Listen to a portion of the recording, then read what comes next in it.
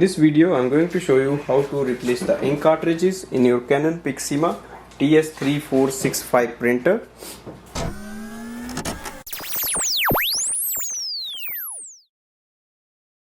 So first we have to open the ink chamber, so that is here.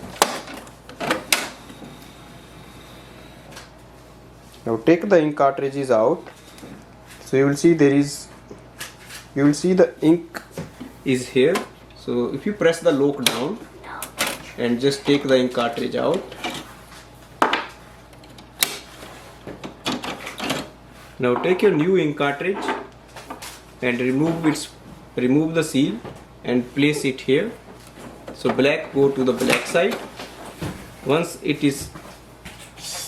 sits on the lock, you push it up. Same with the color and push it up. Now close this door, go to the printer screen.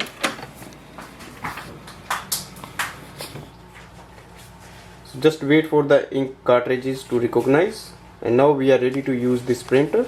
So this way we can install the ink cartridges. Thanks for watching.